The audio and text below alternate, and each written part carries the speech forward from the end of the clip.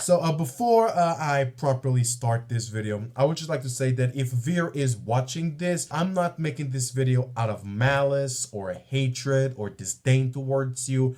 I just really find this topic to be an interesting one, and also I really like the song. So, I kind of just wanted to talk about everything, and I hope that you don't take any of what I say personally, and I really hope that you enjoy the video.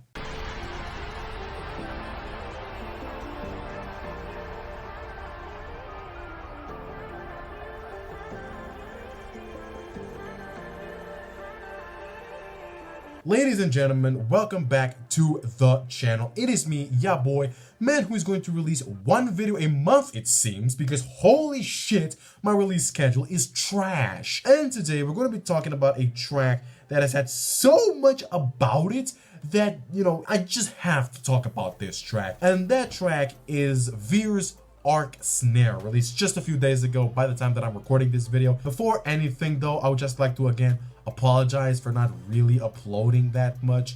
February has been a very busy month for me, so I just didn't have that much time nor creativity to make anything for the YouTube channel. But now March, it seems to have lightened itself up a bit. I also have some ideas that I really want to talk about, so let's hope that I can actually post a lot more videos in this next month and the months afterwards.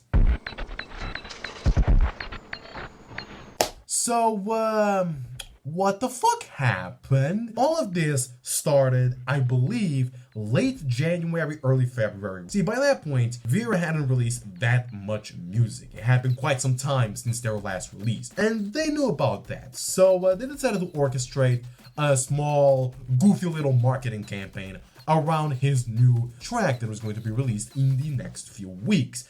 And what that marketing campaign was basically was just a lot of Veer's friends, a lot of people that he collabed maybe within the Boonda project, calling him out for not releasing that much music. However, a lot of people were critical of this marketing campaign, and that was because of the manner that some of these call-out posts were made. See, if you looked at a lot of the call-out posts around this marketing campaign, you would see that they were very, very close to how sexual assault allegations normally come out. And a lot of people looked at this marketing campaign less as just something funny and, quirky to do, and more an attack on sexual assault victims and sort of a way to discredit them and discredit how they come out with the information. One of the people that really brought this point up to conversation was Van Fleet, who was very, very critical as well of this campaign. However, by the time that I'm recording this, a lot of the tweets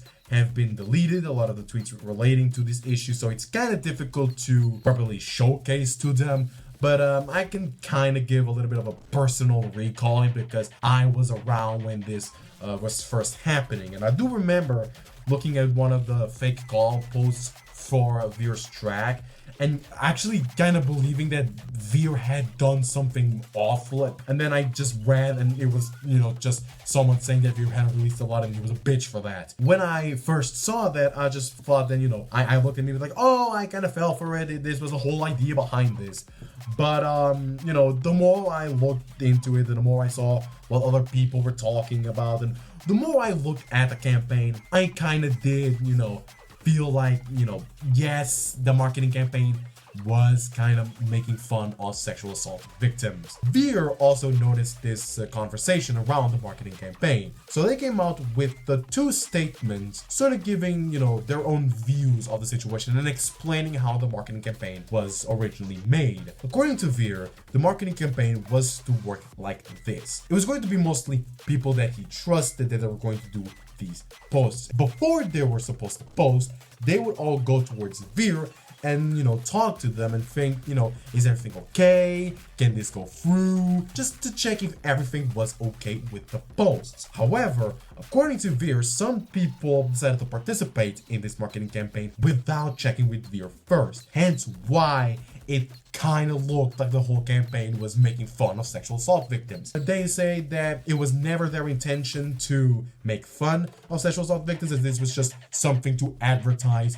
the new track that they were going to release. Now, in my opinion, you can kind of see what Veer is talking about in this. You can see by the very, very few posts that are still up on Veer's Twitter account that it was just supposed to be something lighthearted and making fun of Veer for not releasing that many tracks up until the release of Snare. But again, I will reiterate the point that it did kind of come across as making fun of sexual assault victims, and I believe that the whole marketing campaign could have maybe be made a little bit different to avoid this situation.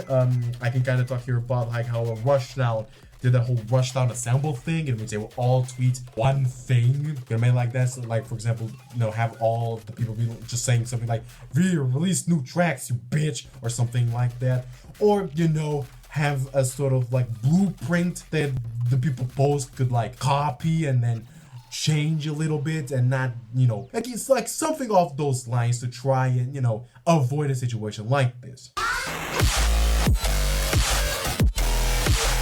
The second thing that happened with the release of Snare was also something that really hurt the release of the track, but in this situation, it kind of was out of Veer's control. Originally, the track was supposed to release on the label Quality Goods, and this was the art that was chosen for the release. However, a lot of people were quick to point out that the art that was going to be used for the release either was AI art or at least used some form of artificial intelligence to do the art. Now, Veer is against AI art, as there are a lot of people, including myself. I also believe that AI art is soulless, is trash, and all looks the same. Jesus Christ, I can draw better. And just to prove to you my quality of drawings, let me just show you this fucking bullshit. This is what I did as a child, and AI art looks worse than this. I'm just gonna say that. Veer immediately asked for the track to be pulled out, for the track to be removed of all streaming services, and for the track to be removed from Quality Goods. And Veer was kind of saddened that they had to do this. This was a track that they really worked hard on, and they really liked, and they're really hyped about this, and this also kind of fucked up the release schedules for Veer's following tracks, because now he had to re-release the track as a name they released, and it was just going to be another big problem. In fact, he even admits that he just didn't want to release the track anymore. This really hurt Veer in more ways than one. But eventually, Snare was released, now 100% AI art free, as it is stated on the actual, art that is now the art for Veer's Snare. With the official release of the track, you can now listen to it, and that is what I did, and I have my opinions about them. Now, let's actually talk about the track. I believe that the track also deserves its own little position, obviously, in this video, not actually talking about it, because this is what this whole situation is about, the release of Snare, right? This is, again, very admittedly, a track that Veer was really hyped to release. So, how is the track? Well, in my opinion, I quite really like the melodic bits of this track. The intro, the midsection, the outro. I personally wish were kinda extended a bit more, especially in the build-ups. It's just because I really like those melodic bits. But that is not to say that the hard bits, the drops, are shitty. Hell no. Veer goes off in this track. You can already sense, the drops are going to be amazing by the intro itself. The sort of very quiet, percussion-esque sound used in the intro is really good and sets you up really nicely for what the track is about to be. And the first drop has a really nice flow to it. I was enjoying that first drop. Notice a little bit of bro step influences, especially with the basses and how the track was constructed, but really more centered around that rhythm structure. The B section of this track as well really reminds me of Sultan, and not just the little Arabic drums, but also the flows and the sounds, and really reminded me a lot of that old school Sultan sound. And I did listen to a new Sultan that just sound like space laces, so Kind of sad to see that, you know, Sultan ditched that sort of sound, but thankfully Veer is able to recreate it really well with that. Now, talking about the second drop, holy shit, that is some really fucking nice track. I was not expecting that sound. I was just mind blown when listening to that. And, you know, I was just sitting back and enjoying how the track was, because it really was just an absolute hype moment when that first few bits of the trap drop hit, and it was just amazing to listen to that for the first time. And again, this second drop also maintains a lot of that Sultan influence from the first drop, from that B section. Really nicely constructed track. Really dig the ideas, really dig the production. Again, really the only point that I really wanted to talk about, a bigger focus on the melodic bits, because I was really digging that, especially on the outro. But again, nothing to the track.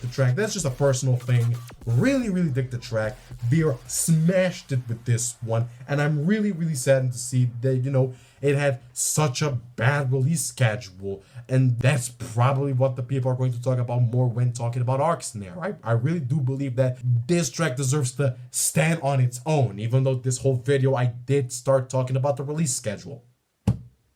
I can kind of notice the irony on that.